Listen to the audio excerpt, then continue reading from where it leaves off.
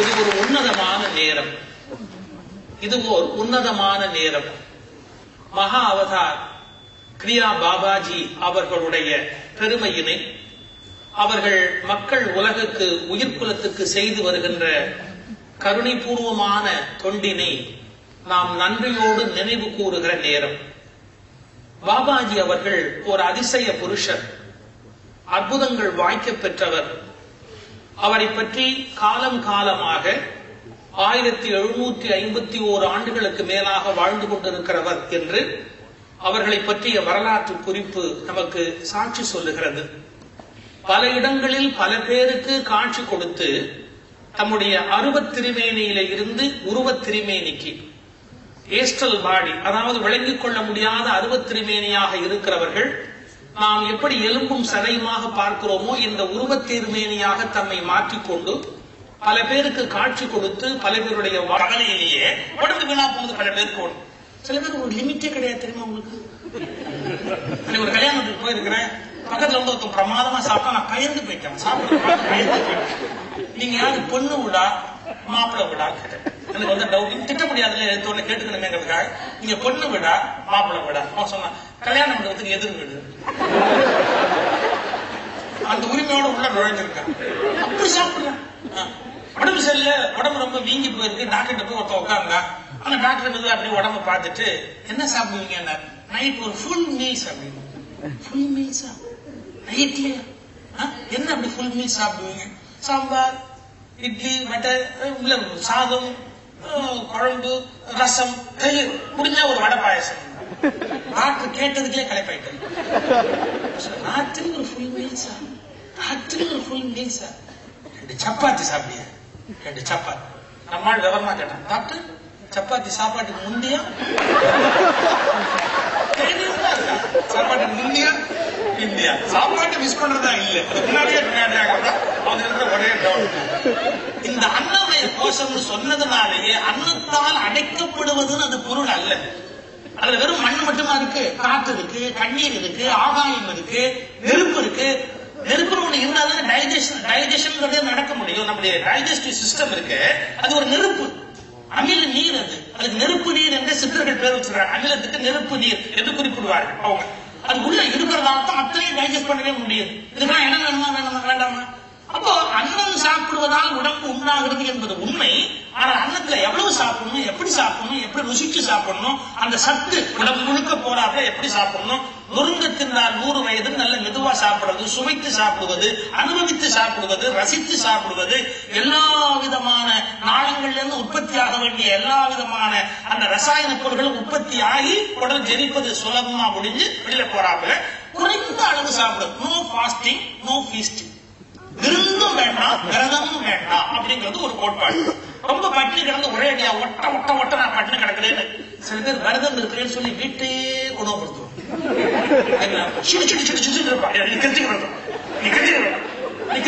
நான் திங்க மாட்டேன், நீங்க எல்லாம் திட்டீங்க அப்படின்னு வர்றவங்க போறவங்க எல்லாம் திட்டி உங்களெல்லாம் வெடிச்சு கொட்ட வேண்டியிருக்கு. நீ கிருத்திக விரதம், நான் சாப்பிடாட்டி மட்டும் நீ வீட்டு நான் சமையல் பண்ண இருக்க எல்லாமே தின்னு ஆக வேண்டியிருக்கு. நீ விரதமும் இருக்க வேண்டாம், இப்படி எங்க உயிரை எடுக்கவும் வேண்டாம். நான் விரதம்னு சொல்லி யார் விரதம் இருக்க சொன்னா? No fasting, no feasting. இந்த உடம்புக்கு தேவையான உணவு கொடுக்கிறது, அன்னத்தை கொடுத்து அன்னமய தேகத்தை காப்பாத்து. ரொம்ப முக்கியம். நம்ம உடம்ப ரொம்பவும் வருத்தக்கூடாது, ரொம்பவும் அது இஷ்டத்துக்கு விட்டுறவும் கூடாது. இதெல்லாம் ஒரு பெரிய கலை. ஒரு யோகி முதல்ல என்ன பண்ணுகிறார், தன்னுடைய உடம்பு சரியா வழங்கி கொண்டு வரார். இப்படி சொல்லிட்டோமா, உடம்பு சொல்றத கேட்டுக்கிட்டு இருக்கிற கலையில இருந்து போய் தான் சொல்றத உடம்பு கேட்கும்படியா மாற்றுகிறது இல்லையா? இப்ப சில பேருக்கு உட்கார்ந்து எந்திரிக்கிறதுக்கு 1.5 மணி நேரம் முடிஞ்ச ஒரு கிரேன் வந்து எழுப்பி விட்டா கூட சௌகரியமா பெரிய கஷ்டம். அது இப்போ கால் வடிச்சு உட்கார்ற பழக்கம் அதை பொலிவு உடையதாக, நோயற்றதாக, ஆரோக்கியம் உடையதாக, பொன்னுடம்பாக, ஒளி உடையதாக, ஆற்றல் உடையதாக உன்னால் ஆக்க முடியும். எப்படி முடியும்னா அதற்கான பயிற்சி தான், அதனுடைய மூல வேறு தான் இந்த கிரியா யோக பயிற்சி. இந்த சுவாசம் இருக்கு இல்லையா, சுவாச காற்றை ஒழுங்குபடுத்துவதன் மூலமாக நல்ல முறையில் அந்த சுவாச பயிற்சியை சரியாக செய்வதன் மூலமாக பிராணாயாமம் சரியானபடி அந்த பிராணனை கொண்டு செலுத்துவதன் மூலமாக நம்முடைய பிராண சக்தி உடம்பெங்கும் பரவுகிறது. அது எப்படிங்கிறத அவர்கள் எனக்கு விளக்கி சொன்னார். அந்த பிராண சக்தி இந்த 16 பல் வழியா அப்படியே அந்த நாடிகள் வழியாக உள்ள போய் பிறகு மூளைக்கு போய் நிரம்பி வழிந்து முதுகுத்தட்டு வழியாக கீழே வந்து பிறகு இந்த அன்னமய தேகத்திலிருந்து வெளியில் இருக்கிற ஒளி உடம்பு ஆறா அதுக்குள்ள போய் நிறைந்து நின்று கொள்ளுகிறது. அதன் பிறகு அது அவ்வளவு இங்கேயே நிக்கணும்னு அவசியம் இல்லை. அதனுடைய சக்தி இந்த அன்னமய தேகத்துக்கு எவ்வளவு வேணுமோ அவ்வளவு கொடுத்துட்டு பாக்கி வெளியில போய் அப்படியே நின்று கொள்ளுகிறது. காலம் காலமாக பிறகு நமக்கு அது பயன்படக்கூடியது. அது ஒளி உடம்பாக மாறுகிறது. அப்ப அந்த ரகசியத்தை தெரிந்து வைத்திருக்கிற ஞானிகள் தான் ராஜயோகம் என்பதை அனுஷ்டிக்கிறார்கள். பக்தி யோகம், கர்ம யோகம், ராஜயோகம், ஞான யோகம். பேஸ் ராஜயோகம்ங்கிற அந்த பகுதி தான். ஆனா அது ரொம்ப காலத்துக்கு முன்பாக அந்த ராஜயோகத்தை பயன்பாட்டில இருந்து பல பேர் விலக்கி கொண்டு விட்டார்கள். பல சிக்கல் இருக்குங்கிறதுக்காக பல பேர் விலக்கி கொண்டு விட்டார்கள். மீண்டும் இந்த யோகத்தை கிருஷ்ணன் பகவத்கீதையில அர்ஜுனுக்கு உபதேசிக்கிறார். பிராணனை அபானனிலும் அபானனை பிராணனிலும் ஆகுதி செய்கிறார்கள் யோகிகள் அப்படின்னு கீதையில ஒரு ஸ்லோகம் வருது. பிராணனை அபானனிலும் அபானனை பிராணனிலும் அவர்கள் ஆகுதி செய்கிறார்கள். புருவ மத்தியை நோக்கியபடி இருக்கிறார்கள். காற்றில் ஆடாத விளக்கை போல ஒளி உடையதாக அந்த ஒளியை தரிசித்தபடி இருக்கிறார்கள். அப்படி யோகிகளுடைய நிலைமையை பற்றி அர்ஜுனுக்கு கிருஷ்ணன் உபதேசம் பண்ணுகிற போது பகவத்கீதையில சொல்லுகிறார். அது ஒரு பகுதி. இது வழக்க ரிவைவலான முறை. கிருஷ்ணன் மூலமா கீதை மூலமா ரிவைவ் ஆகி வந்துகிட்டு இருக்கு. தெற்க சித்தர்கள் இந்த கருத்தை வேறு ஒரு கோணத்தில் விளக்கி சொன்னார். எப்படி? உன்னுடைய மூச்சு காற்றை சரியானபடி பயன்படுத்தினால் மரணத்திலிருந்து நீ வெளியில் வர முடியும். அப்படி ஒண்ணு திருமூலர் ஒரு உதாரணம் சொல்றாரு. சொல்ற பாருங்க. இந்த ஸ்டேஜ்ல பயணிங்க டான்ஸ் ஆடுறாங்க. இந்த ஸ்டேஜ்ல இங்க ஆடும் போது எத்தனை ஸ்டெப்ஸ் பின்னாடில இருந்து வர்றாங்கன்னு வச்சுங்க. ஒரு 14 ஸ்டெப் வச்சா அந்த இடத்துக்கு வந்துடலாம், அந்த விளிம்புக்கு வந்துடலாம் அப்படின்னு ஒரு கணக்கு வச்சுக்கணும்.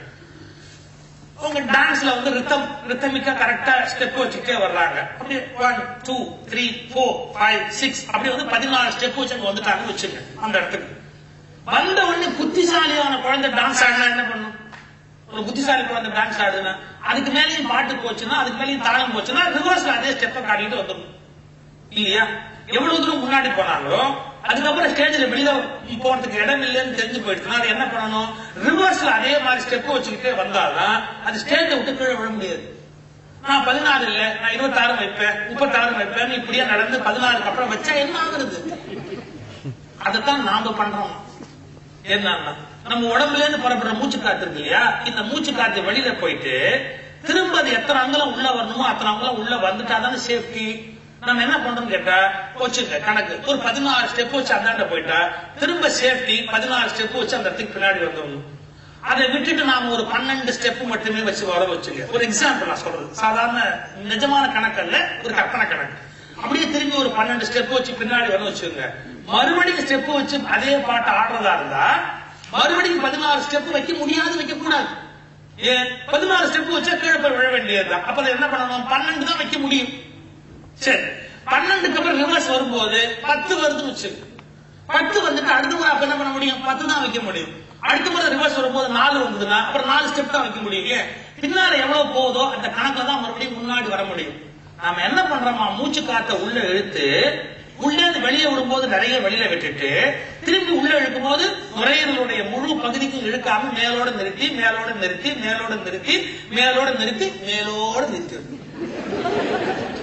இப்படிதாண்டா மூச்சு வெளியே போகுது அப்படிங்கிறார் திருமூலர். டான்ஸ் ஆட தெரியாம ஆடுனா மேடையை விட்டு விடுற மாதிரி நம்ம ஆட தெரியாம ஆடினா மேல போறாங்க. ஆட தெரியாம ஆடாத ஆட்டம் எல்லாம் ஆடுறாங்க பாருங்க. அது மாதிரி ஆட தெரியாம ஆடி சுவாசம் ஒரு நாள் அப்படியே வெளியில வந்து போயிடுது. அப்ப என்ன பண்ணணும்? சுவாசத்தை மிகச்சரியாக ஒழுங்குபடுத்துவதன் மூலமாக ஒருவன் தன்னுடைய ஆயுளை நீட்டிக்க முடியும் என்பது திருமூலர் உலகத்துக்கு அறிவித்திருக்கிற ஒரு அற்புதமான செய்தி. ரொம்ப தெளிவா சொல்ற, கூற்றை உதைக்கும் உபாயம் என்றே அவர் எழுதுகிறார். அது ஏற்றி இறக்கி இருகாலம் குறித்து சரியானபடி இந்த சுவாசத்தை கொண்டு செலுத்தி ஒழுங்கா கொண்டு போகணும் அப்படின்னு சொன்னா கூற்றை உதைக்கும் உபாயம், அது யமனையே உதைக்கக்கூடிய வழிமுறை அப்படின்னு பேசுகிறார். இதனுடைய ஆரம்ப விதைதான் இந்த கிரியா யோக பயிற்சி. அதாவது குரு சொல்லிக் கொடுத்திருக்கிற பிராணாயாமா டெக்னிக்கை எக்காரணத்தை முன்னிட்டும் தயவு செய்து விட்டு விடாதீர்கள். அந்த விடியற் கால பிரம்ம முகூர்த்தத்தில் எழுந்து அந்த பயிற்சியை செய்ய வேண்டும் என்கிற கட்டளை இருக்கும் என்றால் தயவு செய்து செய்யுங்கள். அது வெறும் ஒரு பிசிக்கல் எக்ஸசைஸ் நினைக்க வேண்டாம். அது செய்யற போது ஏதோ சொன்னாரு அதுக்காக சுவாசத்தை ஒழுங்குபடுத்தணும்னு நினைக்க வேண்டாம். அது உங்கள் உடம்பை புன்னுடம்பாக ஆக்கும், நோயற்றதாக ஆக்கும், உங்களுடைய நினைவாற்றலை வளர்க்கும், உங்களை சாகா கலை நோக்கி இட்டு செல்லும். அதான் அந்த மூச்சு பயிற்சியில இருக்கிற ரகசியம். சரி, முதல்ல நம்ம பார்க்கிற ஃபர்ஸ்ட் லேயர் அன்னமய கோஷம். இதுக்கு பேஸ் 5 பூதங்கள்ல எது பேஸ்? 5 உடம்புன்னு சொல்லிட்டு, அப்ப பஞ்சபூதங்கள்ல ஏதோ ஒன்னுடைய டாமினன்ஸ், ஏதோ ஒண்ணு ஜாஸ்தியா இருக்கு. என்ன? பூமி. பூமியினுடைய அளவு இந்த உடம்புல கூட.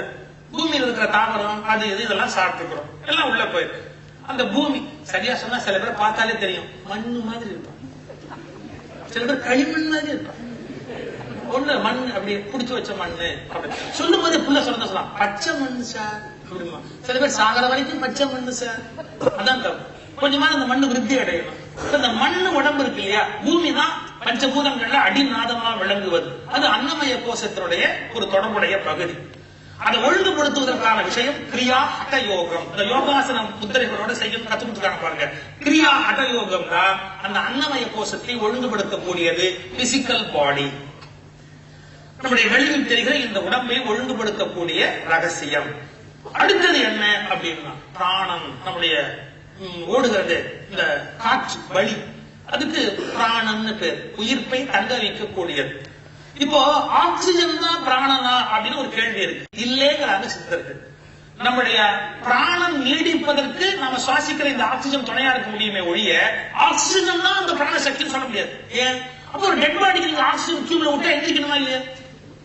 ஒரு டெட் பாடி மூக்கு வழியா நீங்க விட்டீங்கன்னு வச்சுங்க ஆக்சிஜன், உட்காரணுமா இல்லையா? அப்ப அதை உள்ள வாங்குறதுக்கு பிராண சக்தின்னு ஒண்ணு வேண்டி இருக்கு. ஆக்சிஜன் தான் காப்பாற்றுது. சரியா சொல்றதா இருந்தா, எப்படி இந்த செடிக்கும் பூக்கும் தண்ணீரும் உரமும் தேவையோ அப்படி பிராணசக்திக்கு உணவாக அமைந்திருப்பதுதான் ஆக்சிஜன். நம்ம ஆக்சிஜனையும் பிராணசக்தி ஒன்னாவே நினைச்சுக்கிட்டு இருக்கிறோம், அது இல்லைங்கிறாங்க. அதனால அந்த பிராணசக்தியை ஒழுங்குபடுத்துகிற போது, மூச்சை ஒழுங்கா உள்ள இழுத்து ஒழுங்கா வெளியில விடுகிற போது என்ன ஆகிறது? அந்த பிராணமய கோஷம் அப்படிங்கிற காற்றை அடிப்படையாக கொண்ட பிராணமய கோஷம் என்பது மிகுந்த ஆரோக்கியம் அடைகிறது. கிரியா பிராண, அந்த அவங்க சொல்லிக் கொடுக்கிற பிராணாயாம முறை, அது மூலமாக அந்த வைட்டல் பாடி அது உயர்ந்த நிலைக்கு தன்னை வளர்த்துக் கொள்ளுகிறது. நீண்ட காலம் உயிரோடு இருப்பதற்கான வழிமுறையை, நோயற்ற வாழ்வை அது தருகிறது. உங்களுக்கு ஒரு ரகசியம் கண்டிப்பா தெரிஞ்சிருக்கும். என்ன அப்படின்னா, ஒரு பழைய பாட்டு சொல்லுவாங்க, தூங்கையிலே வாங்குகிற மூச்சு கொஞ்சம் சுழிமாறி போனாலும் பூச்சு. அருமையான வரி, 2 வரி. தூங்கையிலே வாங்குகிற மூச்சு. சில பேர் தூங்கும் போது மூச்சு, சில பேர் குறைச்ச விடுவான், அவன் செகண்ட் அங்க முடியாது. நம்ம சில பேர் 1 HP மோட்டர் ஆன் பண்ண மாதிரி பஸ்ல ஒரு தடவை போறோம், என்ஜின் எந்த பக்கம்னே தெரியல, பின்னாடி ஒரு என்ஜின் முன்னாடி ஒரு என்ஜின், நாங்க படாத பாடுபட்டு போயிட்டோம். அப்படி எல்லாம் பயங்கரமா குறைச்ச விடுற எவ்வளவு பேர் இருக்காங்க. ஆனா இந்த மூச்சு வெளியில வந்து பாருங்க, மூக்குல இருந்து. நம்ம இப்போ என் மூக்குல இருந்து இப்படி வெளியில போற ஒரு மூச்சு இருந்துச்சு, என் மூக்குல இருந்து இப்படி வெளியே போகுது. போயிட்டு கரெக்டா அது மறுபடியும் அட்ரஸ் கண்டுபிடிச்சு இங்கே தானே வரணும். சப்போஸ் அடையாளம் தெரியாம அட்ரஸ் தெரியாம வேற எங்க மூக்குள்ளையாவது போயிடுச்சுன்னு வச்சுங்க, போச்சு.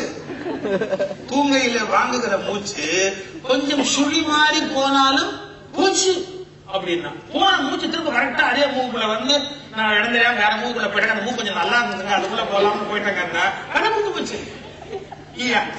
இதை ஒழுங்குபடுத்துவது எப்படின்னா அந்த டெக்னிக் தான் கத்துக் கொடுக்க டெக்னிக். நடுவுல ஓட்டுறதுன்னு பேரு. நடுவுல ஓட்டுறது இன்னொரு திருமந்திர பாட்டுல வருது. 2 காளை மாடு குட்டி தேர்வு ஒருத்த வந்து ஏர் ஊதுகிட்டு இருக்கிறார். 2 காளை மாடு ரொம்ப பயங்கரமான மாடு. 2 இப்படி இழுக்குது இப்படி இழுக்குது இப்படி இழுக்குது 2 காளை மாடு.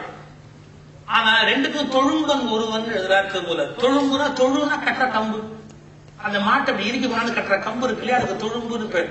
2 காலம் மட்டும் ஒரே தொழும்புல கட்டி இருக்கிறான். என்ன ஆகுறது? அது நல்ல இறுக்கி கட்டிக்கிட்டே வந்தா கடைசியா சொல்றார் திருமூலர், அது ஒன்றாக மாறிவிடும். நம்முடைய வலது சுவாசம் இடது சுவாசம், வலது சுவாசம் இடது சுவாசம் மாறி மாறி போயிட்டே இருக்கு. அதை இழுத்து கொண்டாந்து சுழுமுனையில ஓட்டுறது அப்படின்னு, அதை இழுத்து இறுக்கி பிடிச்சு ஒத்தையில ஓட்டுறது, ஒன்றாக ஆக்குவது. நடுவில் நின்ற நடு என்று வள்ளற்பெருமான் பாடுகிற நடுவில் நின்ற நடு, அப்படி நடுவில் இயக்கக்கூடிய தன்மையோடு இயக்குவது என்று பிராணனை ஒழுங்குபடுத்தி பிராணமய கோஷத்தை ஒழுங்குபடுத்துவது கிரியா பிராணயாமம். அது உங்களுடைய வைட்டல் பாடியை ஒழுங்குடையதாக ஆக்குகிறது. அப்புறம் என்ன? மைண்ட், மனோமயம், நம்முடைய மனசு. அப்ப அது என்னென்ன பாடுபடுது, என்னென்ன விதங்கள் நம்ம துன்புறுத்திக் கொண்டே இருக்கு. இந்த புத்தக வெளியீட்டு விழால ஒரு சகோதரி பேசும்போது சொன்னாங்க, மனதை அடக்க முயற்சி செய்யலாம், ஆனால் சுலபத்தில் அடங்க மறுக்கிறது அப்படின்னா. யாருக்குமே அது சுலபத்தில் அடங்காது. அதனால பல பேர் அடக்க ட்ரை பண்றதே கிடையாது. சொன்னது கேட்காது, அதை போய் அதுக்கு அனாவசியமா அதோட சில பேர் பிள்ளைக்கு சொல்லுவாங்க, எவ்வளவு கேட்க மாட்டேன் சார், அது அவன் மட்டும் சௌகரியப்பட்டு பண்ணிட்டு போறான், இது அப்பாங்கிற மரியாதையால் சொல்லிட்டு பாருங்க, அதுவும் அனாவசியமா கெட்டு போயிட்டா என்ன பண்றதுன்னு அப்படியே பல பேர் விட்டுருவான், ஒண்ணும் பண்ண முடியாது அப்படின்னு. ஒரு அருமையான செய்தி மனசே மந்திரசாவில அது சொல்லியிருக்கேன். ஒரு குதிரை வளர்த்தார் ஒருத்தர், அந்த குதிரைக்கு நோய் வந்துருச்சு. உடனே வெட்டினரி டாக்டர் போய் கேட்கிறாரு, இந்த குதிரைக்கு மருந்து கொடுக்கணும் அப்படின்னு. ஒரு மருந்து கொடுத்தாரு, திரும்ப வந்து சொன்னாரு, இந்த குதிரை மருந்து சாப்பிட மாட்டேங்குதுங்க. அந்த வெட்டினரி டாக்டர் கோவம் வந்துச்சு. ஒரு பேரே மிருக வைத்தியர்னு பேரு.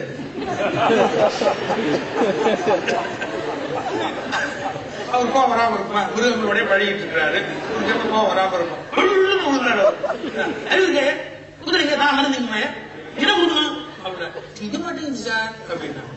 ஒரு மூங்கில் குழாட்டிய முன்னாடி மருந்த வை, குதிரை வாயில வை, ஊது மறுபடியும் வந்து கேட்கறிய அறிவு இருக்காங்கல்ல, அதுக்கு வைத்து மகத்து பழங்க வைத்துப்பாங்க அப்படின்ட்டாரு. இவன் போனா ஒரு அரை மணி நேரத்தில் மூஞ்சியெல்லாம் வீங்கி ஓடியாந்து, என்னடா என்ன ஆச்சு அப்படின்னா, கரெக்டா வச்சேன் சார், ஆனா ஒரே ஒரு தப்பு, நான் ஊதுறதுக்கு முன்னாடி குதிரை ஊதிருச்சு சார்,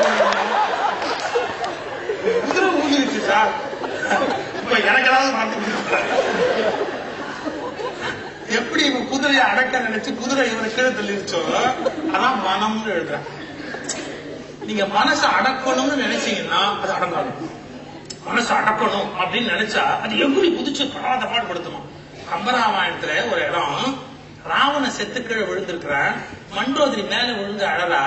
அப்ப எழுதுறாரு கம்பன் ஒரு வார்த்தை, ஐயா சின்ன வயசுல எல்லாம் நான் தவம் பண்றேன் நீ போய் தவம் பண்ண போவேன், அப்படி தவம் பண்றேன்னு உன் மனசை அடக்கி அடக்கி அடக்கி உன் காமத்தை அடக்கி அடக்கி அடக்கி நீ மனசை அடக்கினதுனால அந்த மனசு இல்லை உனக்கு கீழே தள்ளி கொண்டுடுச்சே. நீ யாரை அடக்கி வச்சியோ அவன் என்னைக்காவது பழி வாங்கிடுவான்ல, நீ யாரை அடக்கி வச்சாலும் என்னைக்காவது சொல்ல பழி வாங்குவாங்க. அப்ப என்ன பண்ணும், மனசு நீ அடக்கிக்கிட்டே இருந்த, அது உன்னை பழி வாங்கணும்னு இப்படி பழி வாங்கி கீழே தள்ளிடுச்சே யாருன்னு சொல்லி மண்டோதரி அழறதா கம்பன் ஒரு அருமையான பாட்டு எழுதுறது. அப்ப மனசு அடக்க நினைக்கிற போது மனசு அடங்காது. ஆனா மனசு என்ன படுத்தலாம், அந்த மனம் என்பது என்ன என்று மனதை அறிய முற்படலாம். இந்த வார்த்தை ரொம்ப அருமையான வார்த்தை. மனதை அடக்க நினைப்பவர்கள் துன்பப்படுகிறார்கள், மனதை அறிய நினைப்பவர்கள் வெற்றி பெறுகிறார்கள். வாட் இஸ் மைண்ட் அப்படிங்கறத பற்றி அறிய நினைப்பவர்கள், அது என்ன மனம் என்பது என்ன என்பதை யார் அறிய நினைக்கிறார்களோ அவர்கள் மிகப்பெரிய நிலைக்கு போகிறார்கள். அந்த மனசை எப்படி ஒழுங்குபடுத்த முடியும், அது என்ன நிலையில இருக்கிறது, அதுக்கான வழி என்ன அப்படின்னா கிரியா தியான யோகம். மனதை செம்மைப்படுத்துவதற்கான செழுமைக்கான வழிமுறை, மென்டல் பாடியை ஒழுங்குபடுத்துவதற்கான அந்த நிலை, மனோமய கோஷத்தை ஒழுங்குபடுத்தி உங்கள் நிர்வாகத்தில் உங்கள் மனம் அமைந்திருப்பதாக மாற்றி அமைப்பது.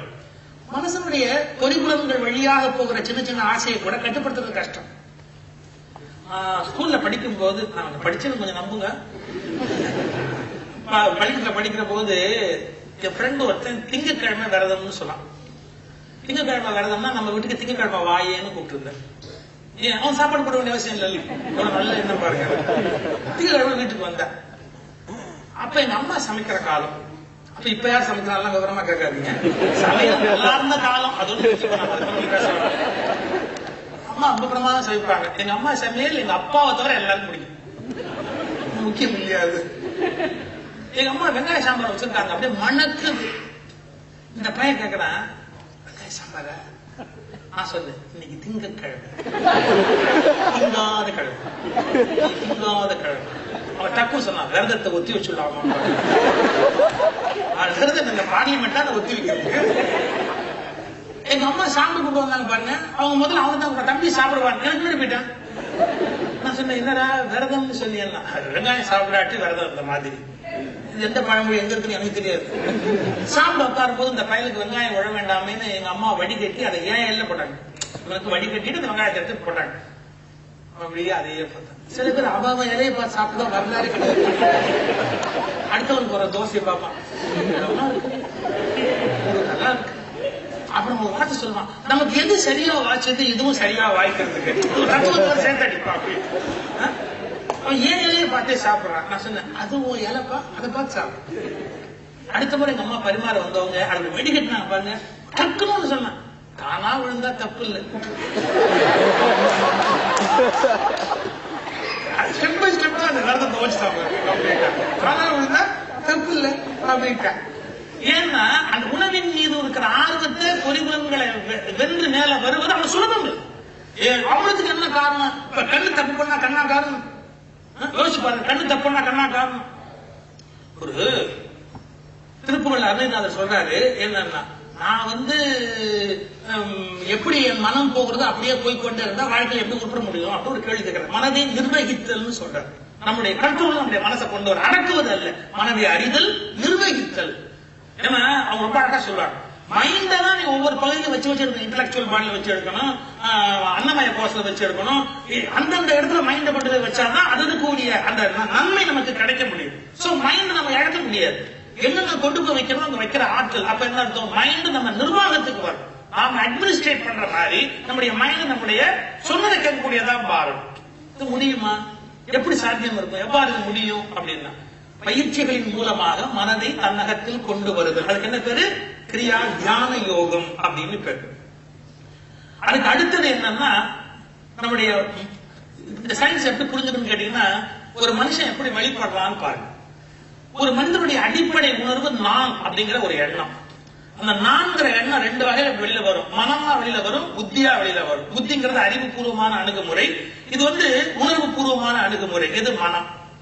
ஒவ்வொரு மனுஷனுக்கு இந்த குணம் உண்டு. எந்த விஷயத்திலையும் மனசு ஒரு பாதையை சொல்லும், புத்தி ஒரு பாதையை சொல்லும். நான் இப்படி சொல்றேன், தவறா நினைக்காதீங்க. நீங்க தவறா நினைச்சாலும் நான் சொல்லுவேன், அது வேற விஷயம். ஒரு கணவனும் மனைவியும் பேசி ஒரு பிரச்சனைக்கு முடிவுக்கு வர முடியும்னு நினைக்கிறீங்களா? உட்கார்ந்து பேசி ஒரு கணவனும் மனைவியும் ஒரு பிரச்சனைக்கு முடிவுக்கு வர முடியும்னு நினைக்கிறீங்களா? முடியாதுன்னு. ஏன் காரணம் சொல்றேமா? மனைவி எப்போதும் இதயத்திலிருந்து பேசுகிறார், கணவன் எப்போதும் மூளையிலிருந்தே பேசுகிறார். மூளையும் இதயமும் சமாதானம் அடைந்ததாக வரலாறு கிடையாது. அவன் எது சொன்னாலும் அவன் அறிவுபூர்வமா பேசிட்டு இருப்பான். நீங்க ஆர்குமெண்ட்ல பாத்தீங்களா, லேடிஸ் ஆர்குமெண்ட்ல ஜம்ப் பண்ணிட்டு இருப்பாங்க. ஒரே விஷயத்தை தொடர்ந்து ஆர்கியூ பண்ண மாட்டாங்க. அன்னைக்கு நீங்க அப்படிதான் சொன்னீங்க, அப்புறம் அப்படிதான் சொன்னீங்க, உங்க அம்மா கூட நீங்க அப்படிதான் சொல்லிட்டு போனாங்க, இதுக்கு அதுக்கு என்ன சம்பந்தம் இருக்கு? அம்மா எதுக்கு இங்க அவன் இலங்கையிலே படாத மாதிரி சம்பந்தமே இல்லாம 3 வருஷத்துக்கு முன்னாடி வந்துட்டு போனப்ப சொல்லிட்டு போன ஒரு வார்த்தைய இவனுக்கு மேல விட்டு வாங்குவாங்க. சொல்றான், நிறுத்து, நான் உன்னை கேட்டேன், அதுக்கு முதல்ல பதில் சொல்லு. அதுக்கு முதல்ல பதில் சொல்லு. ஆம்பளை நீங்க பாத்தீங்கன்னா ஒரே விஷயத்துல நின்று சண்டை போடுவாங்க, ஒரே விஷயத்த பின் பாயிண்டா நின்று சுற்றி வருவாங்க. நான் உங்களுக்கு சொல்றேன், தப்பா நினைக்காதீங்க. இந்த பிரகாஷ் ராஜ் ஒரு படத்துல ஏதோ ஒரு படத்துல பண்ணுவான், அவன் மனைவி பேசும் போதெல்லாம் அதுக்கு முன்னாடி என்ன சொல்றேன், அதுக்கு முன்னாடி ரீவைண்ட் பண்ணிக்கிட்டே வந்து அந்த ஆர்குமெண்ட்ல ஒரே பாயிண்ட்லயே உறுத்துறது ஆண்களுடைய இயல்பு. பெண்கள் அப்படி இல்லை, அப்படி ஜம்ப் பண்ணிட்டு இருப்பாங்க. இது ஏன் அப்படின்னா, பெண்கள் எப்போதும் மனதின் வழியாக செயல்படுகிறவர்கள், ஆண்கள் எப்போதும் அறிவின் வழியாக செயல்படுகிறவர்கள். அதுதான் ஆண்கள் எல்லாம் அறிவாளின்னு அர்த்தம் பண்றது கிடையாது. அப்படியெல்லாம் ஒண்ணு நம்பிடாதீங்க. அவங்க பெருமாள் டாமினேட் பண்ணக்கூடிய ஃபேக்டர் என்னன்னு பார்த்தா மனதை விட புத்தி.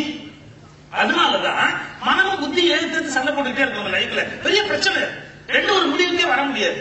நான் என்ன சொன்னேன், கணவன் மனைவி உதாரணம் எதுக்காக சொன்னா, பொதுவா பெண் மனம் வழி சிந்திக்கிறவள், கணவன் புத்தி வழி சிந்திக்கிறவள்.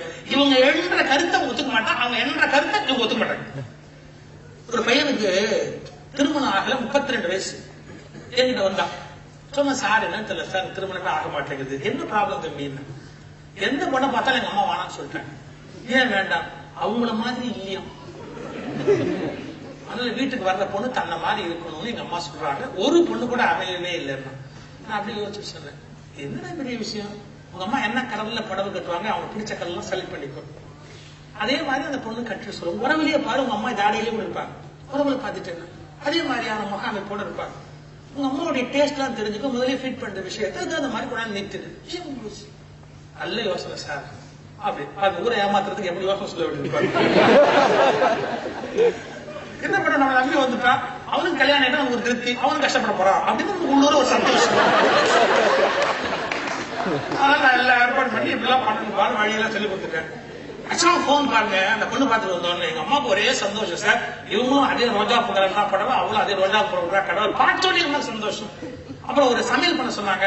அப்படியே எங்க அம்மா எப்படி சமையல் முதல்ல சொல்லிட்டு அதே மாதிரி சமையல் பண்றது எங்க அம்மாவுக்கு பரவ திருப்தி. 30ஆம் தேதி நிச்சயதார்த்தம், நான் அவருக்கு இன்விடேஷன் அனுப்புறேன், நிச்சயத்துக்கு வரணும்னா 30ஆம் தேதி வரைக்கும் பாக்குறேன், இன்விடேஷனே வரல. அப்புறம் நான் 30ஆம் தேதி போன் அடிச்சு, என்னடா ராஜா என்ன ஆச்சுன்னு. இல்ல சார், அந்த கல்யாணம் நின்று போச்சு சார். ஏன் அப்படின்னு. எங்க அப்பா பொண்ணை பார்த்தாரு, உங்க அம்மா மாதிரியே இருக்கிறா. வேண்டாம்,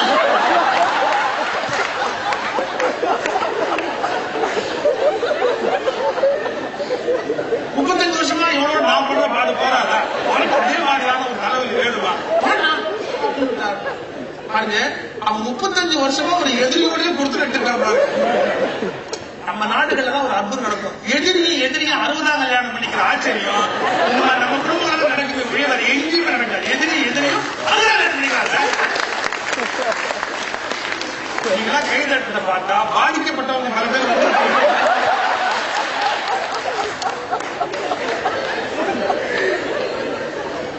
அது வேற ஒண்ணும் இல்ல. மனம் என்பதன் அடிப்படையில் பெண் சிந்திக்கிறார். மனம் தான் அவங்களை மூவ் பண்ற ஃபேக்டர், அவங்க நகர்த்துவது மனம். அது கொஞ்சம் எமோஷன் அது. ஆனா ஆண் எப்படி அப்படின்னு கேட்டா அவன் புத்தியின் வழியாக சிந்திக்கிறவர். ஏன்னா ஆணும் பெண்ணும் இணைந்துதானே சார் நம்ம உண்டாயிருக்கிறோம். தாயும் தகப்பனும் இணைந்துதான் நம்ம உண்டாயிருக்கிறோம். சிவன் சக்தியும் இணைந்துதான் நம்ம உண்டாயிருக்கிறோம். அப்ப நமக்குள்ள மனசும் இருக்கு, புத்தியும் இருக்கு.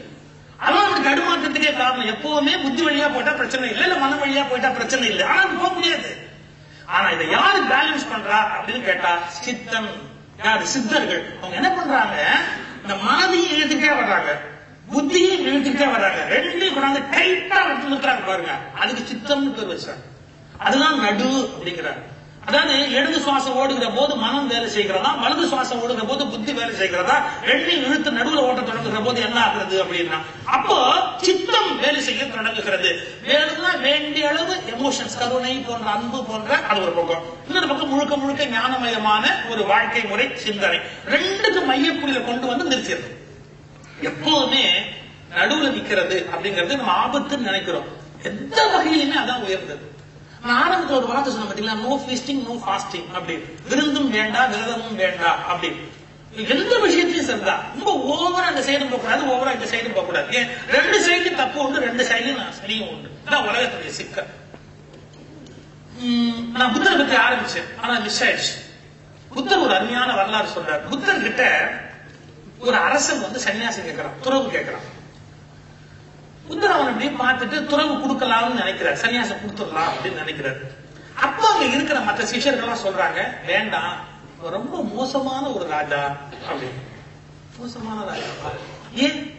சிற்றின்பத்துல அவ்வளவு விருப்பம் எனக்கு. எப்படி அப்படிங்கிறார் புத்தர். படிக்கட்டுல ஏறும் போது கூட கைப்பிடிக்கு பதிலாக இளம் பெண்களை நிறுத்தி வைத்து இவன் படியில் நகர்ந்து கொண்டு போவார். ராஜா பத்தி எழுதுறான். ஓ அப்படியா, எக்ஸ்ட்ரீம். சரி, அவனை கூப்பிட்டான், சன்னியாசம் தரேன். சிஷ்யெல்லாம் சொன்னா, என்ன நீங்க நாங்க சொல்ற கேட்க மாட்டேங்கிறீங்க, அவன் ரொம்ப போகத்துல நாட்டம் உடையவன், அதை பத்தி நீங்க கவலைப்படுற அப்படி. ஆனா சன்னியாசம் கொடுத்த உடனே என்டையரா ரிவர்ஸ், எக்ஸ்ட்ரீம், அதி, இந்த எண்டுக்கு போயிட்டான். என்னன்னா மத்த புத்த சன்னியாசிகளாக 2 ஆடை வச்சுக்கலாம்னு பேரு. அவன் நிர்வாணமாக இருந்தான். 2 வேளை சாப்பிடலாம் அப்படின்னா அவன் ஒட்ட பட்டினி கிடந்தான். அவங்க வந்து எறும்பு கிரும்பெல்லாம் நிழல்ல இருக்கும், கொஞ்சம் வெயில் நடப்பாங்க. அவன் எப்பவுமே வெயில் இருந்தான், தூங்குறதே இல்லை இரவு. அப்படியே உடம்பு எலும்பு நரம்பும் அப்படியே இழைச்சுக்கிட்டே வருது அவனுக்கு. அப்படி ஆயிட்டான் அந்த ராஜா, விகாரம் ஆயிட்டான். ஒரு நாள் அவன் படுத்திருக்கிறான். அவன் பக்கத்துல போய் புத்தரை உட்கார்ந்து அன்போட தலையை தடவி கொடுத்துட்டு கேட்டார், நீ ராஜாவா இருந்தவன் தானே? ஆமா. நீ அருமையா சித்தார் வாசிப்பியாமே, யாழ் இசைக்கருவி நீ வாசிப்பியாமே? ஆமா வாசிப்ப. எனக்கு நீ வாசிச்சு காட்டு அப்படிங்கிறார். உடனே அந்த கருவி கொண்டு வர்றாங்க.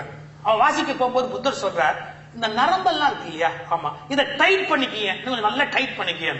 இல்ல அருந்து போயிடும், இதை டைட் பண்ணக்கூடாது, இதுக்கு மேல டைட் பண்ணக்கூடாது, அருந்து போயிடும். அப்ப ஒண்ணு பண்ணேன், இதை லூஸ் ஆக்கிறேன் அப்படின்னாரு.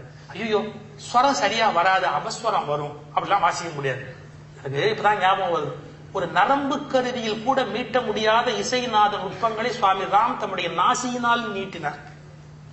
ஒரு நரம்பு கருவியில கூட நீங்க மீட்ட முடியாத நுட்பமான பகுதி. ஒரு பாம்பு மகுடிக்கு எப்படி கட்டுப்படுமோ அப்படி இந்த என்டையர் சபையை தன்னுடைய கட்டளை கொண்டு வந்து நிறுத்தினாங்க. என்ன நாதம் அது, அதுக்கு எப்படி அந்த கருவி இருக்கணும் அப்படி தன்னை வச்சிருக்கணும். அதை பத்தி ரகசியம் அப்புறம் சொல்றேன். சொன்னா நரம்பை டைட் பண்ணிட்டா நரம்பு அருந்து போயிடும்.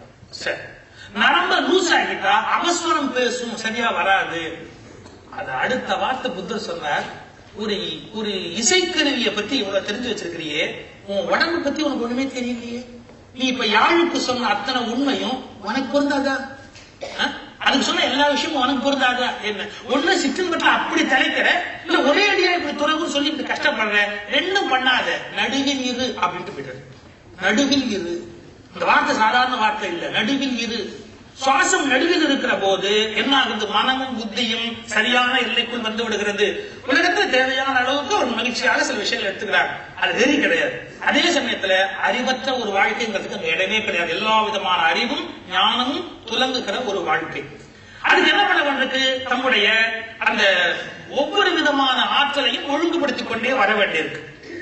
நான் முதல்ல அன்னமய கோஷத்தை பத்தி சொன்னேன், அடுத்து பிராணமய கோஷம், பிறகு மனோமய கோஷம், பிறகு விஞ்ஞானமய கோஷம். புத்தி, புத்தி என்பது நெருப்பு என்ற பூதத்தோடு தொடர்புடையது. அதை எப்படி ஒழுங்குபடுத்தலாம்? கிரியா மந்திர யோகத்தின் மூலமாக ஒழுங்குபடுத்தலாம். Through mantras.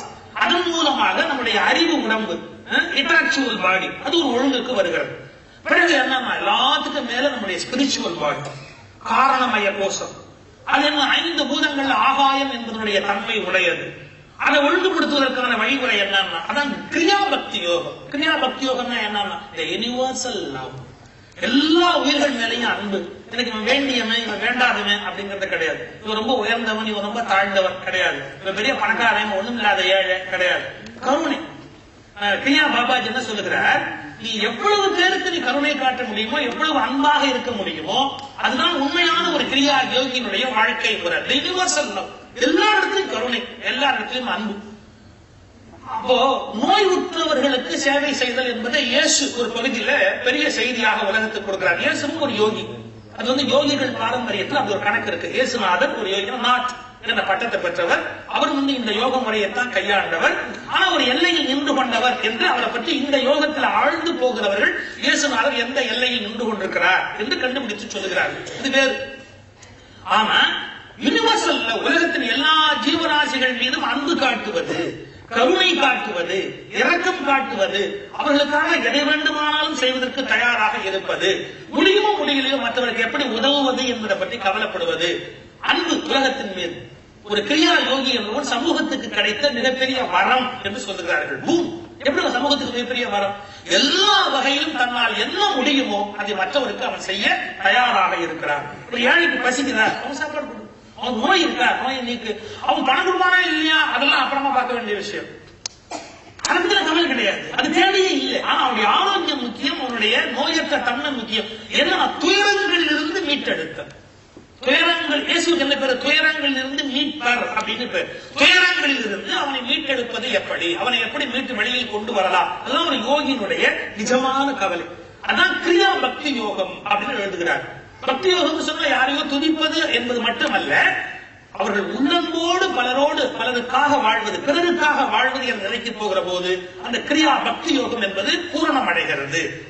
இந்த தன்மையில் இந்த யோகத்தை உலகுக்கு வழங்கிய குருநாதர் தான் ஸ்ரீ கிரியா பாபாஜி. 5 உடம்புகளையும் ஸ்புடம் போட்டு ஒளி உடம்பாக ஆக்கி, பிறகு ஒளி உடம்பில இருந்து மீண்டும் தன்னுடைய நிஜமான பழைய அன்னமய கோஷத்திலும் எழுந்தருளி, தேவை என்றால் இதை விட்டுவிட்டு வேறு அந்த ஒளி உடம்பிலேயே நின்று கொள்ளுதல். எப்படி வேண்டுமானாலும் 5 உடம்புகளுக்குள்ளேயும் நிற்க முடியும் என்று நிலைத்து வாழுகிற யோகத்தன்மை தான் கிரியா யோகம் என்பதாக அடையாளம் காட்டப்பட்டிருக்கிறது. இப்ப மற்ற யோகிகளுக்கும் கிரியா பாபாஜிக்கும் என்ன வித்தியாசம்னா, மற்ற யோகிகள் ஒரு எல்லையில உடம்பை திறந்து விடுவாங்க. போதும், இந்த உடம்பு வேண்டாம் அப்படின்னு திரும்ப இந்த உடம்புக்குள்ள என்டர் பண்ணணும் அப்படிங்கிற எண்ணமே அவங்களுக்கு இருக்காது. ஆனா உலகத்தின் மீது உள்ள கருணையினால் இந்த சரீரத்தையும் தேவைப்படுகிற போதெல்லாம் அவர்களால் எடுத்துக்கொள்ள முடியும்.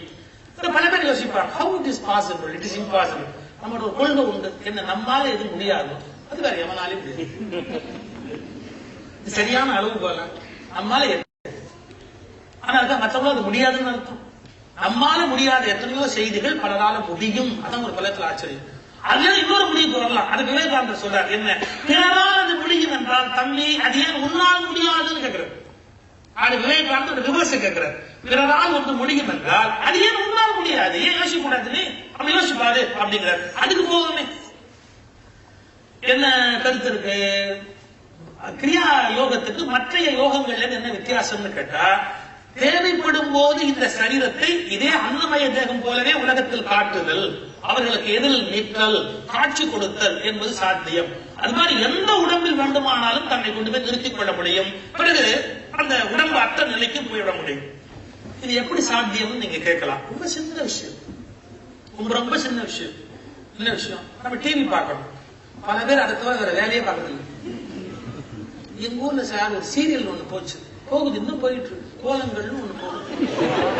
கோலம் போட்டு போட்டு போட்டு இன்னும் முடியவே மாட்டேங்குது. அவங்க ஏன்னா அவங்களுக்கு அதை எப்படி முடிக்கிறதுன்னு தெரியல. அவங்க யாரையாவது சாகடிச்சு பாக்குறாங்க, ஒன்னும் பண்ண முடியாது. போயிட்டு என்ன பண்ணிட்டு தெரியல, போயிட்டு அது ஒரு கேரக்டர் வரும். ஒரு பொண்ணு பேரு நீ கோயில நின்றுட்டு இருக்கிறேன், அவன் அங்கேயிருந்து வந்து சொல்றான் அபி பேர்ல ஒரு அர்ச்சனை பண்ணுங்க அப்படின்னா. உடனே அந்த பூஜை மண்டபம் இருக்கிறது அபின்னா நட்சத்திரம் யாருக்கு தெரியும்? நட்சத்திரம் சொல்ல மாட்டேங்குது. அப்படி எப்படி தெரிஞ்சவங்க இல்லையா? அதான் அந்த கோலம் மிஸ்டீரியல் அபின்னு ஒரு பொண்ணு வருது, எப்பத்தான் அழுதுகிட்டே இருக்கு, அது கஷ்டம் வடிகிறதுக்காகத்தான் அர்ச்சனை பண்ணாம பாக்குறேன். அது டிவி சீரியல்ல வர ஒரு பொம்பளைக்காக அர்ச்சனை பண்ணலாம் கோயில்ல வந்து. அவன் பொண்டாட்டிக்கு அப்படி அர்ச்சனை பண்ணி தெரியல. ஆனா இந்த அர்ச்சனை முடிஞ்சதுக்கு அப்புறம் வீட்டுல போனா அர்ச்சனை ஆகும். அது வேற. நம்ம டிவி பாக்குறோம்ல, இந்த டிவில நீங்க என்ன பண்றீங்க? ஒளி துகள் சின்ன சின்ன சின்ன சின்ன சின்ன புள்ளியா சில நேரத்துல வந்து செதறி போகும்போது பாருங்க அப்படியே விகாரமா இருக்கும். இந்த டிவி புள்ளி புள்ளி புள்ளி புள்ளி புள்ளி அப்படியே பிரிஞ்சு போய் எல்லா உருவமும் நிற்கும். இத்தனை புள்ளிகளுடைய தொகுப்பு தான் உங்கள் முன்பு ஒரு உருவமாக வருகிறது இல்லையா? லட்சக்கணக்கான புள்ளி, அதெல்லாம் சின்ன சின்ன சின்ன சின்ன புள்ளி எல்லாத்தையும் இணைச்சு ஒன்னா சேர்த்து, இந்த டிஜிட்டல் போட்டோ பிரிண்டிங் பார்த்தவங்களுக்கு தெரியும், பல புள்ளிகளை ஒன்னா சேர்த்துதான் உங்க ஏற்காத்த அந்த உருவமா காட்டியிருக்காங்க. இதத்தான் அந்த கிரியா யோகிகள் செய்கிறார்கள். எப்படி? தன் உடம்ப அதே மாதிரி அணுத்துகளாக பிரிச்சு அனுப்பிச்சிட வேண்டியது, எப்ப தேவையோ அப்ப ஒன்னா சேர்த்துக்க வேண்டியது. இன்னொரு ராம்னு பேரு, அவர் வந்து எக்ஸ்பீரியன்ஸ் இன் ஹிமாலயாஸ் அப்படின்னு புக் எழுதியிருக்கிறார். அந்த எக்ஸ்பீரியன்ஸ் இன் ஹிமாலயாஸ்ல ஒரு அருமையான கருத்து சொல்றார். அவர் ஒரு ஞானியை பார்க்க போறாரு. அவர் என்ன பண்ணிட்டு இருக்காரு, கங்கையில வந்து ஒரு பணம் இருந்துட்டு வருது.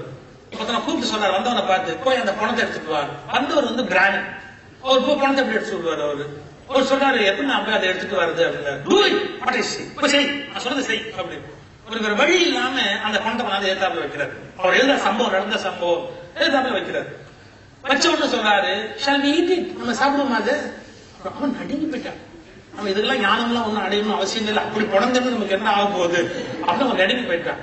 ஓ, இது வந்து டெட் பாடி, அதெல்லாம் சாப்பிட மாட்டேன்னு பாக்குறியா அப்படின்னு சொல்லிட்டு அதை அப்படியே எடுத்து அது ஒரு பகுதியை பிச்சு எடுத்து ஒரு பான்ல போட சொல்றாரு. அவரை போட சொல்றாரு. போட்டு ஒரு 2 நிமிஷம் கழிச்சு அப்படியே ரசகுல்லாவா எடுத்து கொடுக்குறாரு. கையில சித்து வேலை இல்லை, ரசகுல்லாவா எடுத்து கொடுக்குறாரு. அவர் இப்படி யோசிச்சு தகைச்சு போறாரு. என்ன ஒன்னும் புரியலையா என்ன? அந்த பாடியிலேயே எனர்ஜி ஃப்ளோ ஆயிட்டா இருந்தது. இது பல விஷயங்கள் அணுத்துகளா சேர்ந்து அப்படி ஒரு வடிவத்தை பெற்றிருக்கிறது. அதை கொஞ்சம் ரீஆர்கனைஸ் பண்ணா, வேற மாதிரி மாற்றி அமைச்சுட்டா அது ரசகுல்லாவாயிடும். அவன் இன்னும் புரியலைங்கிறான். கரும்பு வளருது இல்லடா, கரும்பு தேனா திட்டிக்குது இல்லையாடா? ஆமா. கரும்பு எங்க இருந்து வளருது? மண்ணுல இருந்து. அந்த மண்ணுல நெட்டது அப்படியே முளைச்சு கரும்பா வருது. அந்த கரும்பு அவ்வளவு சக்தி இந்த மண்ணுல இருந்து வாங்கி இருக்கு, அது தேனா திட்டிக்குது.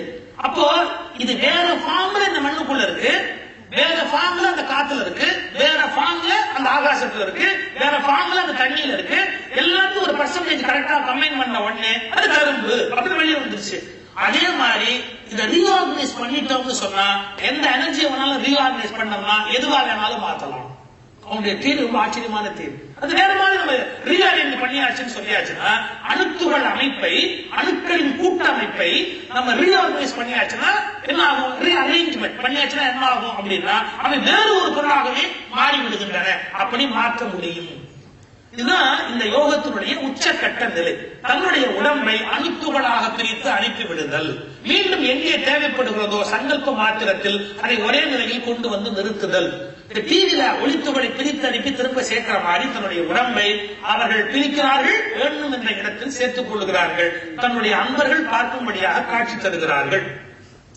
இந்த டெக்னிக்கை உலகம் முழுக்க இருக்க மக்களுக்கு அவர் சொல்ல விரும்புகிறார். ஏன்னு தெரியாது. இந்த உலகத்தினுடைய போக்கு இன்னைக்கு வருந்தத்தக்கதா இருக்கு. இந்த உலகத்துல மக்கள் நிறைய துன்பங்களுக்கு உள்ளாயிருக்கிறார். நம்முடைய சமய நூல்கள் எழுதுவாங்க, ஆதி பௌதிகம், ஆதி தெய்வீகம், ஆதி ஆன்மீகம். மனுஷனுக்கு துன்பம் எப்படி வரும்னா இந்த 3 ஃபார்ம்ல வரும். ஆதி பௌதிகமா வரும், சுனாமி வந்தது இல்லையா, எவ்வளவு பெரிய துன்பம் அடிச்சுட்டு வந்தது பாட்டு. பௌதீக மாற்றங்களால ஏற்படக்கூடிய விஷயம். சுனாமி ஒரு சங்கடமான அனுபவம்னாலும் அதையும் ரசிச்ச உலகத்துல உண்டு. ஒரு பையன் எழுதிருந்தான், சுனாமின்னா என்ன அப்படிங்கிறதுக்கு ஒரு விடை சொல்லியிருந்தான். நாம பீச்சுக்கு போனா அது வாக்கிங்னு பேரு, பீச் நம்ம வீட்டுக்கே வந்துட்டா அதுக்கு சுனாமி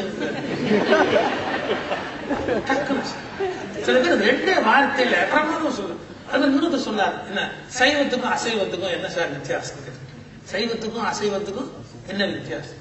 எங்க ஊரெல்லாம் ஆட்டை உரிச்சு அப்படியே நேரம் தொங்க விடுவாங்க. அந்த ஆட்டை உரிச்சு தொங்க விட்டதை பார்த்த உடனே நாக்குல தண்ணி வந்தா அசைவம், கண்ணுல தண்ணி வந்தா செய்வம். ரெண்டே வரி. என்னவெல்லாம் இந்த மாற்றங்களை அமைக்க முடியும் அப்படின்னு. இப்படி பௌதிக துயரங்களாக ஒன்று ஏற்பட்டதுன்னா அது ஆதி பௌதிகம். அப்ப நம்முடைய விதிப்படி ஒரு சில துன்பங்கள் வருகின்றன. நோய் வருது, சில நோய் எதனால வருது? கர்மா. அது என்ன கர்மா? நம்ம எப்போ ஒரு தவறான காரியம் பண்ணிருக்கோம், அதுக்கான எதிர்வினை விளைவு. அது வினை, அதற்கு எதிர்வினை. அப்படி எதிர்வினைக்கு நம்ம திரும்ப இன்னொரு எதிர்வினை பண்ணுவோம், எதிர்வினைக்கு எதிர்வினை பண்ணுவோம், அது இன்னொரு எதிர்வினை. இப்படியே போயிட்டே இருக்கு, ஓடிக்கிட்டே போவோம். இதை எப்ப வழி எடுக்கிறது தெரியல. நம்முடைய துன்பங்கள் எப்படி வருகின்றன என்று ஆராய்வதற்கு ஒரு சமயம் தேவையில்லை. ஏன் தேவையில்லை? நமக்கு தெரியல, துன்பம் நமக்கு இருக்குன்னா தெளிவா தெரியுது. அந்த துன்பத்திலிருந்து நீ எப்படி வெளி வரலாம் என்பதை சொல்லுவதற்கு தான் நமக்கு ஆள் தேவைப்படுது.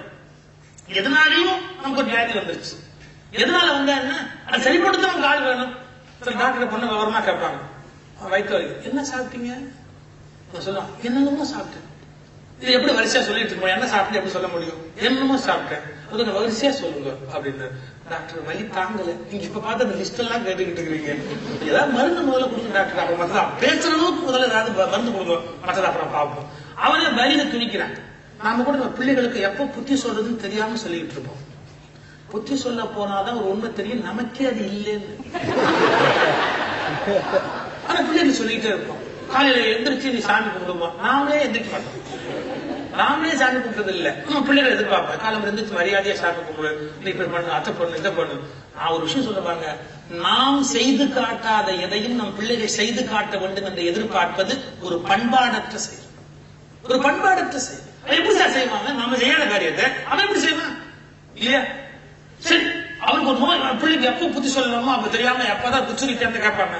இப்ப அவன் துன்பத்துல இருக்கிறான், ஏதோ ஒரு துன்பத்துல அங்கிருந்து வர்றான். நான் அப்பயும் சொன்னல, இது ஆகும்னு சொன்னல, நீ கஷ்டப்படுற சொன்னல, நீ இன்னும் கஷ்டப்பட போறேன்னா இதுக்கு ஒரு அப்பா அம்மா வேண்டியதே கிடையாது. அப்பான்னு எழுதி ஒரு போர்டு வச்சுக்கலாம், அம்மான்னு எழுதி ஒரு போர்டு வச்சுக்கலாம். அது திட்டமா திட்டாது. நம்ம எப்ப பார்த்தாலும் திட்டிக்கிட்டே இருந்தோம்னா புத்தி சொல்றதுக்கு நேரம் கிடையாது. துன்பம் வந்துருச்சு சார், துன்பத்திலிருந்து எப்படி வெளியே வருது? எனக்கு வழி சொல்லு. துன்பத்திலிருந்து வெளியே வருவதற்கான வழிமுறை என்ன அப்படின்னா, அந்த கிரியா யோகி துன்பத்திலிருந்து வெளியில் கொண்டு வருவதற்கான வழியில் உடனே குதிக்கிறான். எப்படி உடனே குதிக்கிறான்? ஒரு இந்த நோய் எப்படி வந்தது, எந்த கர்மாவால வந்தது, என்னைக்கு வந்தது, எப்படி வந்ததுங்கிற பத்தி அவங்களுக்கு கவலை கிடையாது. இது கர்ம வினையால வந்ததா, சாபத்தால வந்ததா, பரம்பரை மரபணுக்களால வந்ததா, இதை பத்தி அவங்களுக்கு கவலை கிடையாது. என்னன்னா இனி இவன் துடிக்க கூடாது, தன் சக்தி முழுவதும் பயன்படுத்துறார். தன் சக்தி அல்ல, பிரபஞ்சத்தின் பெரும் சக்தி. எல்லாத்தையும் தாங்கக்கூடிய வலிமை பிரபஞ்சத்தினுடைய பெரும் சக்தி இருக்கு. ஐயா, நமக்கு திடீர்னு ஒரு $1,00,000 வந்து நம்ம கணக்குல இருந்து ஏதோ ஏமாந்து போயிடுச்சுன்னு வச்சுங்க, ஆசைக்காவது $1,00,000 சொல்லிக்கலாங்க, போயிடுச்சுங்க, எஞ்சி நின்றுபிடும். ஆனா 10,000 கோடி போனாலும் கூட ஒரு கவர்மெண்ட் என்ன பண்ணும்? சரி, அந்த பேங்க் வீணா போச்சப்பா, சரி ஒரு $20 மில்லியன் பம்ப் பண்ணி உள்ள அனுப்புறதுக்குள்ள. ஏன் அதை நம்பி எத்தனை பேர் இன்வெஸ்ட் பண்ணிருக்காங்க, என்னமோ பண்ணிருக்காங்க, எல்லா வாழ்க்கையும் வீணா போயிடும், கவர்மெண்ட் பண்ண முடியும். ஏன் இந்த பேங்க் வேணா திவாலா போக முடியும், ஆனா கவர்மெண்டால இருந்து பணத்தை அள்ளி குடுக்க எல்லாம் சரி பண்ண முடியும்னா பண்ணிடலாம். இதே மாதிரி நமக்கு வரவு செலவுல கர்ம வினை பாவ புண்ணியம் எல்லாம் டென் கணக்கா இருக்கு. பிரபஞ்சத்தினுடைய மூல சக்தியாக பிரம்மத்துக்கு ஏது இதெல்லாம்?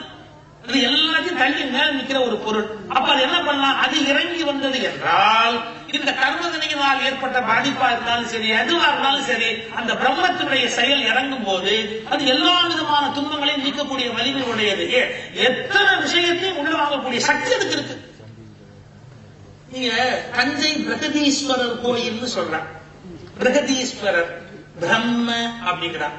இந்த பிரகதீஸ்வரர் பிரம்மங்கிறதுக்கு என்ன அர்த்தம்னா, that which expands, going on expanding, எது விரிவடைந்து கொண்டே போகிறதோ, எது எல்லாவற்றையும் தன்னுள் வைக்கக்கூடிய வலிமை உடையதோ எல்லாத்தையும் உள்ள வச்சுக்க முடியும்.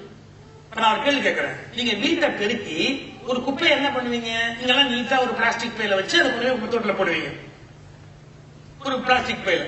அந்த குப்பையை அவன் என்ன பண்ணுவான்? கொண்டு அதை டம்ப் பண்றதுக்கு ஒரு இடம் இருக்கு, அங்க கொண்டு போய் போடுவான். இந்த குப்பைகளை எப்படியே மாத்திக்கிட்டு இங்க மாத்தி அங்க மாத்தி அங்க மாத்தி போயிட்டே இருக்கலாமே ஒழிய கம்ப்ளீட்டா குப்பை இல்லாம ஆக்கிட முடியுமோ? முடியாது. அது மக்கக்கூடிய குப்பையா இருந்தா உள்ள போட்டு மக்க வைக்கலாம். மக்க முடியாத ஒரு குப்பையா இருந்ததுன்னா அது என்ன பண்ண முடியும்? ஒண்ணுமே பண்ண முடியாது. ஆனா கடல்ல கொண்டு தள்ளி ஒண்ணுமே பண்ண முடியல. மூட்டையை கட்டி கடலுக்குள்ள கொண்டு போய் போட்டுருங்க. நீங்க இங்கே அங்கே இங்கே இடம் மாற்றலாமே ஒழிய முற்றிலுமாக அதை ஒழிக்க முடியாது. நம்மால தாங்க முடியாது, கடலால தாங்கிக்க முடியும். நம்மால தாங்க முடியாது, பூமிக்கு உள்ள புதைச்சுட்டா அது உரமா மாத்திரும். அது மாதிரி பிரம்மம் அப்படிங்கிற பெரிய நிலையில நீங்க எல்லா பாவ புண்ணியங்களையும் கொண்டு போய் அதுக்குள்ள விட்டாச்சுன்னு சொன்னா அது எல்லாம் சரி பண்ணிக்கும். எல்லாத்தையும் சரி பண்ணக்கூடிய ஆற்றலுடைய அந்த பிரம்மத்துக்கும் இவனுக்கு இடையில இப்ப தொடர்பு இல்லை. அந்த மீடியேட்டரா ஒரு அன்பு பாலமாய் ஒரு மானுட பாலமாய் யார் செயல்படுகிறார்? ஒரு உண்மையான கிரியா யோகி துன்பத்தில் துடிக்கிற ஒரு ஆன்மாவுக்கும் பரமாத்மாவுக்கும் இடையில் சரியான ஒரு மானுட பாலமாக செயல்பட்டு முதலில் துன்பத்திலிருந்து அவனை வெளியில் கொண்டு வருகிறார். அந்த காரியத்தை செய் என்பதுதான் பாபாஜியுடைய கட்டளை. துன்பத்தில் இருக்கிற ஒருவனுக்கு உடனடியாக நீ எப்படி உதவ முடியுமோ அப்படி உதவு. அதுக்கான வழிமுறை என்ன?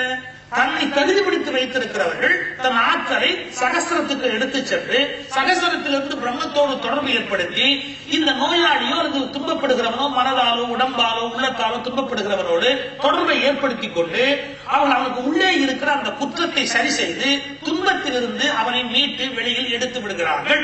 இதுதான் கிரியா யோகத்தினுடைய ஜீவ ரகசியம்.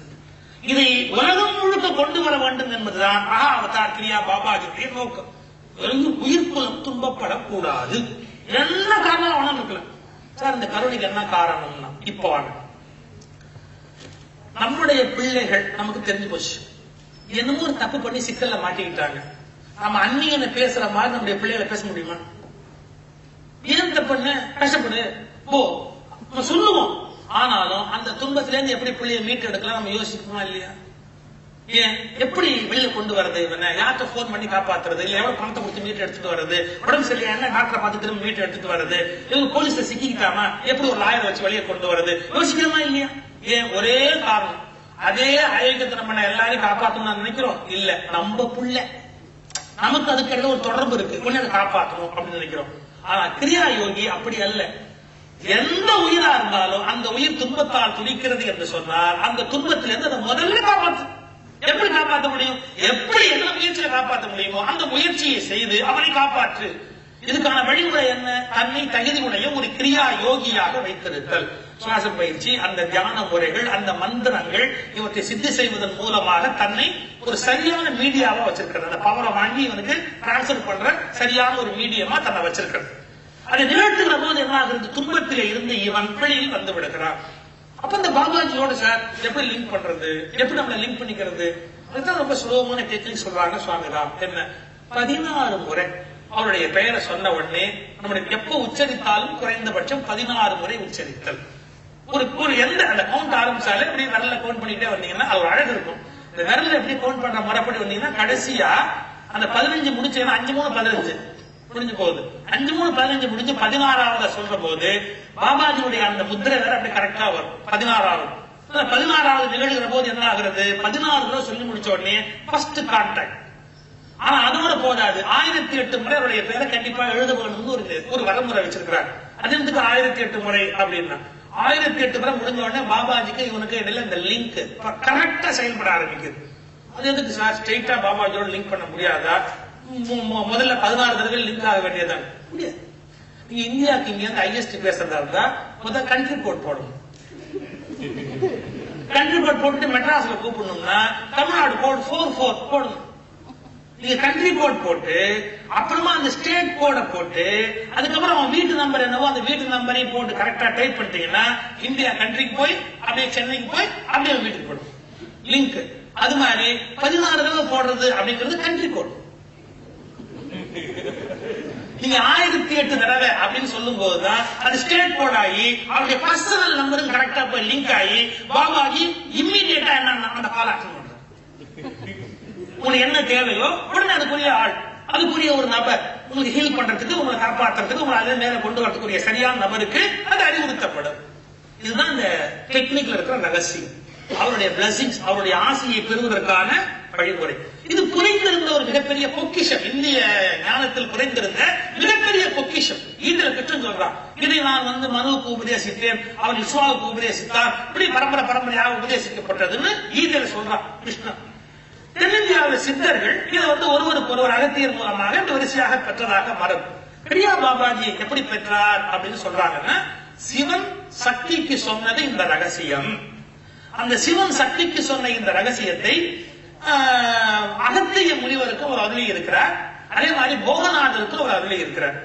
அந்த அகத்தியரிடத்திலும் போகநாதரிடத்திலும் தம்முடைய தீட்சையை பெற்று ஒருவர் தன்னுடைய பிராணாயாம குருவாக பெற்று, இன்னொருவரை இந்த கிரியா யோகத்துக்கான தீட்சா குருவாக பெற்று ரெண்டையும் ஒருங்கிணைத்தவர் கிரியா பாபாஜி. அவர்கள் தம்முடைய சிஷ்ய பாரம்பரியத்தை உலகத்தில் ஏற்படுத்திக் கொண்டே இருக்கிறார். வாழையடி வாழையென வந்த திருக்கூட்ட மரபுன்னு வள்ளற்பெருமான் எழுதுவாரு. அப்படி வாழையடி வாழையா அது வளரணும் அப்படின்னு நினைக்கிறார். அவரை யாரையாவது எங்கெங்க பாபாஜி அவரே உள்ள போய் அப்படியே இனிஷியேட் பண்றார். லாகிரி மகாசாய அப்படின்னு ஒரு பெரியவர், அவருக்கு பல ஜென்மங்களுக்கு முன்பு பாபாவோட ஒரு கூட இருந்தார். பல ஜென்மங்களாக தொடர்பு விட்டு போச்சு.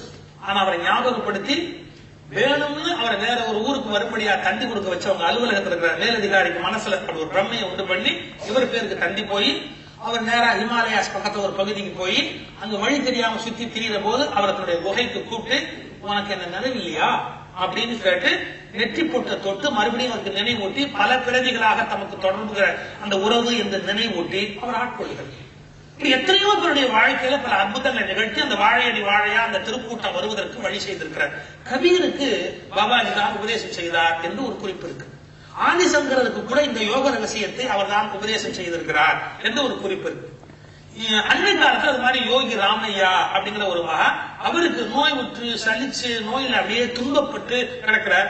டாக்டர்கள் கைவிட்டுட்டாங்க, இங்க ஒண்ணும் பண்ண முடியாது அப்படிங்கிற ஒரு சூழ்நிலை. அவரை மெதுவா எழுப்பி, முடிஞ்சு போச்சுன்னா வாழ்க்கையை பின்னாடி புறப்பட்டுவா, நீ ஒண்ணு இல்ல புறப்பட்டுவா வந்து அவர் முழுமையான ஆளாக்கி நோய் நீக்கி அவர் தகுதி உடையவர ஒரு ஆளா உண்டு பண்ணி இந்த யோக முறையை உலகம் முழுக்க சொல்லு. நீ பழிச்சு எழுந்திருக்கல, மரணத்தின் கதவுகளை தட்டி விட்டு திரும்பி வந்திருக்கிறல்ல, ஓ ஊருவா சொல்லிட்டு வா.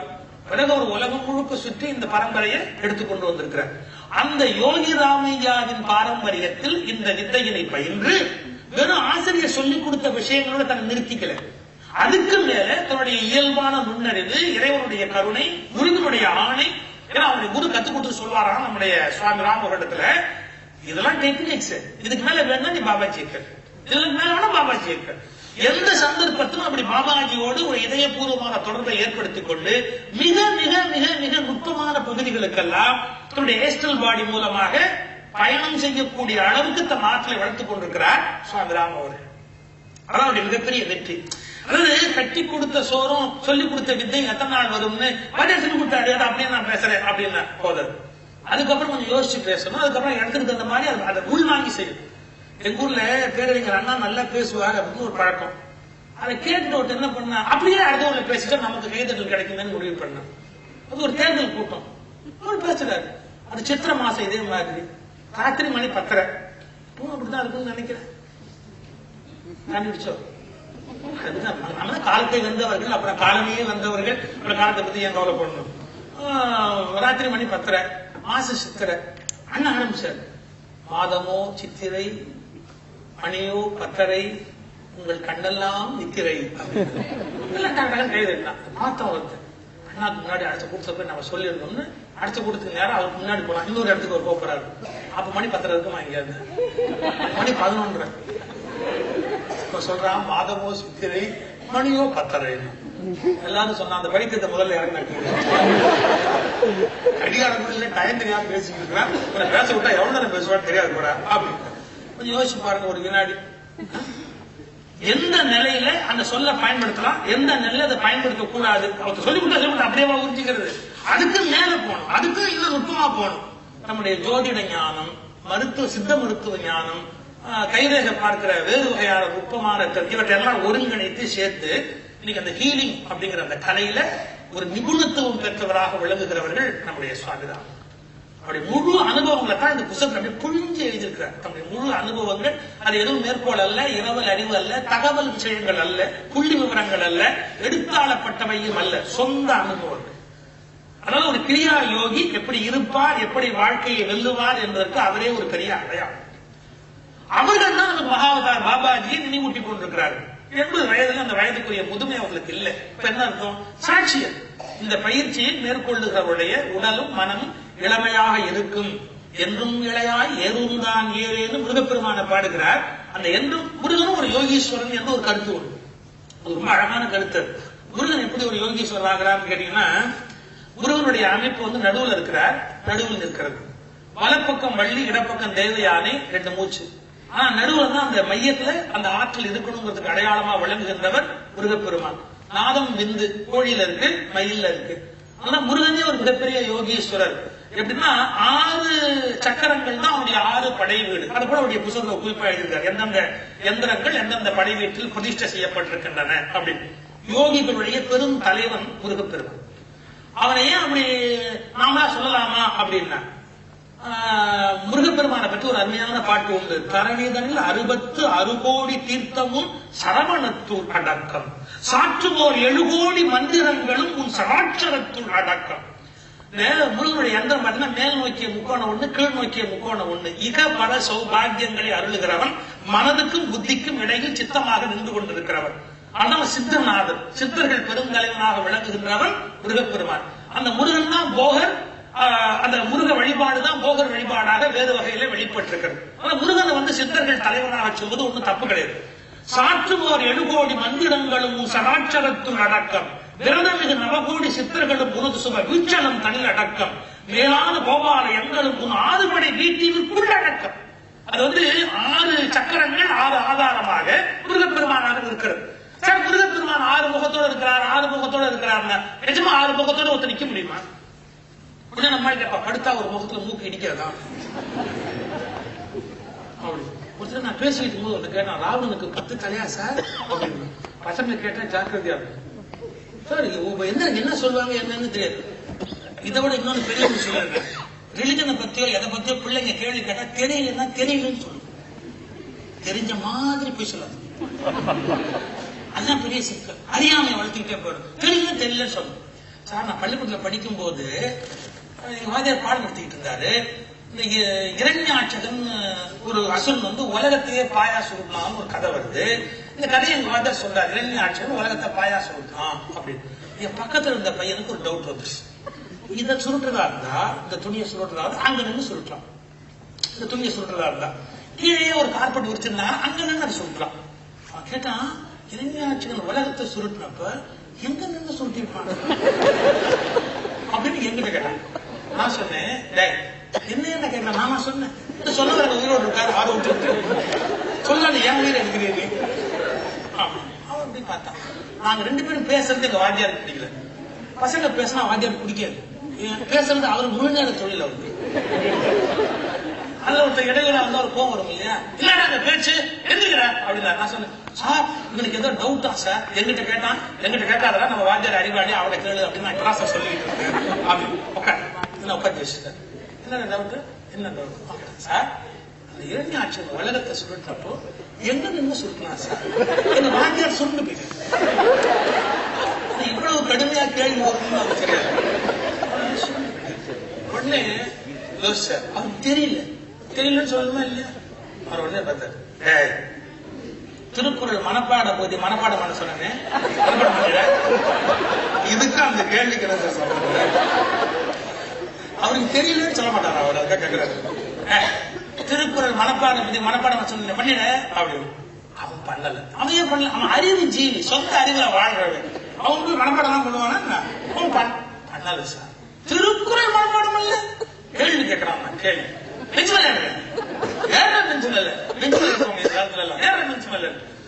ஏறும்போது ஒரு வார்த்தை சொன்ன, மறக்க முடியாத ஒரு வார்த்தை. என்ன? கேள்விக்கு நமக்கு பதில் தெரியலனாலும் நாம தான் பெஞ்சு மேல இவருக்கு தெரியலனாலும்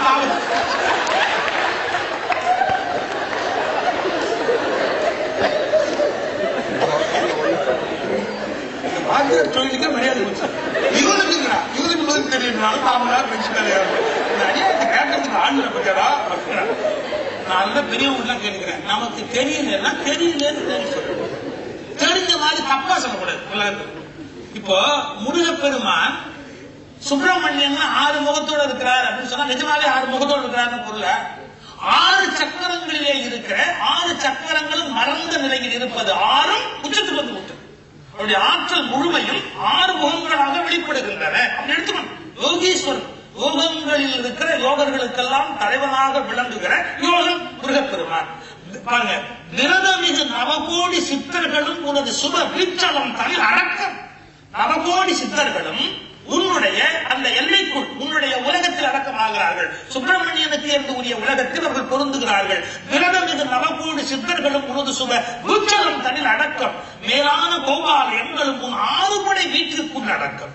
எல்லாருக்குள்ள அடங்கி இருக்கு. இரவி முதல் 30 முக்கோடி தேவர்களும் உன் இதய கமலத்துள் அடக்கம். 7 14 அண்டங்கள் பலவும் உன் இடத்தில் அடக்கம். ஐயா வரிசையது பக்த ஜன பரிபால வள்ளி குஞ்சரி மணாலா வலது கமல மலர் அருள் சரச கோபாலா சரவண பவ முருகனே. எல்லா சித்தர்கள் பரம்பரையே உனக்குள் அடங்கி இருக்கிறது அப்படின்னு பாடியிருக்கிறார். அதனால சித்தர்கள் பெரும் தலைவர்களாக இருக்கிறவர்கள் என்றும் இளமையாக இருப்பார்கள். ரகசியம். இப்ப கிரியா பாபாஜி என்னைக்கு இளமையா இருக்கிறார், அதே இளமை தோற்றத்தோடு உலகத்துக்கு காட்சி கொடுக்கிறார் என்பதும் அவரை பற்றிய ஒரு பெரிய அபூர்வமான தகவல். என்றும் விளையார், எப்போதும் இளமையாகவே இருக்கிறவர்கள். சரி, பாபாஜி வரலாறுன்னு சொன்னா இன்னும் சொல்லப்போனா அது வந்து பலரும் பல வகையில சொல்லுகிற வரலாறு. ஒரு பரிவு பேட்டில் பிறந்தாரு, இப்படி ஒரு தாய்க்கு பிறந்தாரு, அப்புறம் தகப்பனார் தாய் அதிக அன்பா இல்ல, அதெல்லாம் தாண்டி அவர் ஜெயிச்சு மேல வந்தார்.